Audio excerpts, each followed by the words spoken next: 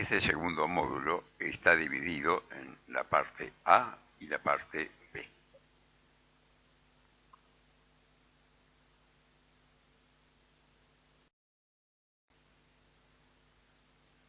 Aristóteles en su Poética nos habla de la mímesis. Es que el imitar es connatural al hombre desde el niño y se diferencia de los restantes animales en esto, en que es el más proclive a la imitación y adquiere los primeros conocimientos a través de ella. Sigue diciendo Aristóteles, puesto que los que imitan actuantes, es necesario que estos sean o elevados o bajos. Ciertamente los representan mejores que nosotros, o peores, o también semejantes, tal como hacen los pintores.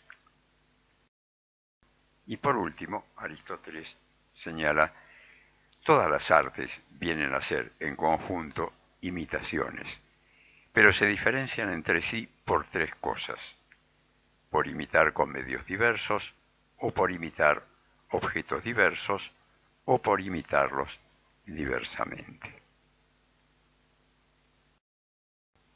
¿Qué decir si, como muestra Watteau, hasta un mono es capaz de imitar? En estos últimos años, tras el descubrimiento de las neuronas espejo en los monos y los humanos, no podríamos negarlos. Y sin embargo, monos y humanos seguimos imitando.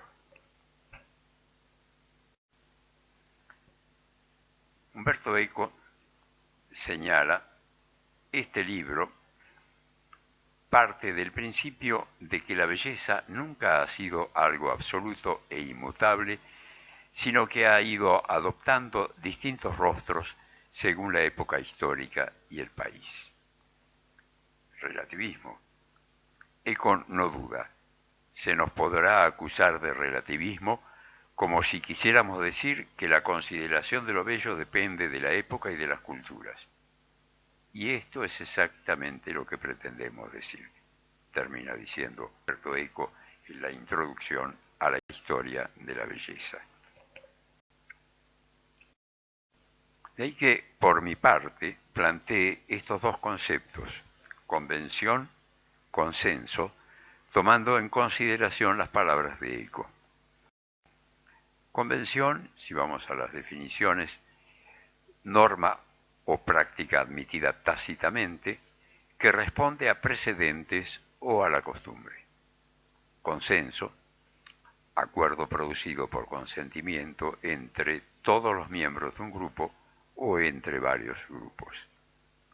Entonces, si adoptamos el punto de vista de Eco, sustentado en la evolución histórica, y para cada época, cultura o comunidad, encontraríamos un consenso distinto frente a aquello que en lugar y tiempos diversos denominaríamos belleza. Ahora bien, finalizábamos el módulo anterior con ejemplos referidos al Renacimiento. Retomo el ejemplo de León Battista Alberti, Santa Andrea de Mantua, de 1472-1492. Un ejemplo de las concepciones arquitectónicas que llegan a ser convencionales y consensuadas en el Renacimiento.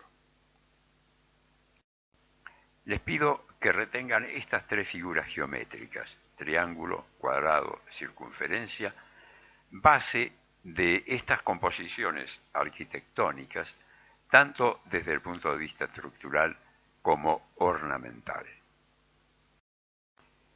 En el Partenón observamos rectángulos, triángulos, círculos. Para que se entienda con una simple imagen, desechen el cuadrado con la cruz verde, que ven a la derecha, sigan el desarrollo que propone la flecha roja a la izquierda, y llegarán a comprender cómo se obtiene el rectángulo áureo, el famoso número de oro 1,61, 80, 33, etc. Este famoso número de oro fue descubierto en la antigüedad no como una expresión aritmética, sino como relación o proporción entre dos segmentos de una recta. Pero importa que esas proporciones tuvieron un amplio consenso en que aquello que matemáticamente más se aproxime se percibirá como más bello y perfecto.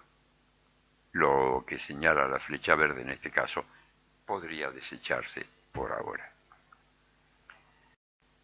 Veamos a continuación rápidamente algunos ejemplos clásicos de la antigüedad y del Renacimiento donde esta geometría y esta matemática se encuentra operando. El primero de ellos es el templo romano en Nîmes. Bramante, su templete de San Pietro in Montorio, que lo habíamos visto ya en el módulo 1, aquí lo vemos tal como fue edificado, y el templete en planta, tal como fue estudiado luego en la planta que proponía Bramante. La flecha roja señala la forma básicamente circular de la planta. Y la famosa Villa Rotonda de Palladio. Aquí tenemos también en planta, en esta villa suburbana, que Palladio usa allí la cúpula en la parte central, en la parte circular, aplicada por primera vez a un edificio residencial. Palladio enfrenta el tema de la planta central, relevada hasta aquel momento a la arquitectura religiosa. La obra, a la muerte de Palladio en 1580, fue terminada por Vincenzo Scamozzi con algunas modificaciones. Ahora bien, como sabemos, el Renacimiento llegó a su fin. Consideremos algunas posibles explicaciones. En el mapa que están viendo, la flecha verde señala un círculo rojo con el lugar aproximado de la ciudad de Constantinopla, ciudad que cayó en 1453 en manos de los turcos y cerró el paso a los mercaderes europeos que se dirigían a Asia. ¿Cómo mantener entonces el comercio entre Europa y Asia? Colón tomó el rumbo opuesto para llegar, como pretendía, a las Indias, flecha amarilla. El recorrido marcado en rojo señala la ruta que posteriormente siguiera Magallanes con el objetivo de llegar a las islas de las Especias, cosa que también pretendía Colón. La sorpresa fue el inesperado encuentro con otras civilizaciones, no precisamente asiáticas. Sigamos. En el siglo XVI, un modelo matemático predictivo de un sistema heliocéntrico fue presentado por el matemático, astrónomo y clérigo católico polaco Nicolás Copérnico, con la publicación póstuma en 1543 del libro Las revoluciones de las órbitas celestes. Galileo entendió que, en buena parte, las dificultades para comprender el movimiento planetario eran causadas por el modelo geocéntrico y que esas dificultades desaparecían si se aceptaba el modelo heliocéntrico que proponía Copérnico.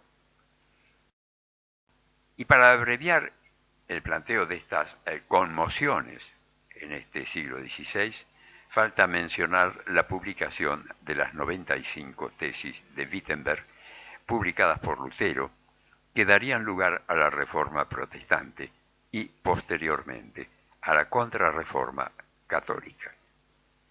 ¿Cómo pensar que estos acontecimientos no iban a conmocionar a quienes podían estar mejor informados por entonces? Vuelvo al templete de San Pietro in Montorio de Bramante. Las comparaciones son importantes. Se compara, por ejemplo, lo semejante con lo desemejante. y se sacan conclusiones. Pongo a consideración de ustedes, entonces, estos dos ejemplos. El templete renacentista y la iglesia de San Carlo alle Quattro Fontane, proyectada por Francesco Borromini, y que es uno de los edificios más representativos del barroco romano. En el período que denominamos barroco, entre finales de los siglos XVI y principios del XVII y la primera mitad del siglo XVIII aproximadamente, la Roma de la Contrarreforma se puebla de magníficas iglesias cuyas fachadas no pasarían ciertamente inadvertidas para quienes transitaban por las calles, aun cuando solo era posible verlas en el marco de una calle. La fachada ondulante de la iglesia de San Carlo, con entrantes y salientes, comenzada en 1665, se completó en 1667 después de la muerte de su autor. Un efecto realmente escenográfico para una calle romana. Su planta, oval, ya no circular como la del templete de Bramante, está cubierta por una impresionante cúpula que proporciona una dramática luminosidad dentro de la iglesia. Caminamos por una calle de Roma y de pronto algo nos cierra el paso. Santa María de la Pace, de piedra cortona, y pareciera esta ser algo así como si la iglesia propusiera un ineludible encuentro, como si la Contrarreforma viniera hacia nosotros. Reconocida por todos, San Pedro en el Vaticano y la famosa columnata de Bernini son uno de los ejemplos más característicos de esta arquitectura, y sus estatuas, que casi diríamos viene también a nuestro encuentro. O si, caso contrario, vamos nosotros a ese encuentro, somos recibidos por el abrazo de las columnatas que enmarcan la gran plaza y que Gian Lorenzo Bernini diseñó en 1667, adoptando también en este caso la forma elíptica y no la circular. Recordemos que elípticas son las órbitas de los planetas, según lo planteara Kepler en 1609. La ciudad de Roma, esa opulenta Roma barroca, se verá engalanada por las fuentes de Gian Lorenzo Bernini. Mucho habría que decir de este increíble escultor y arquitecto que tanta obra dejó en Roma y por supuesto en el Vaticano. Valga este único ejemplo, su fuente de los Cuatro Ríos en la Plaza Navona y su encumbrado obelisco, copia romana de uno egipcio. Los cuatro colosales figuras, sentadas en poses contrastantes, personifican los grandes ríos de los cuatro continentes: el Nilo, el Río de la Plata, el Danubio y el Ganges. Es importante señalar estos contrastes porque esta es una de las características de este período barroco. Contrastes, dramatismo.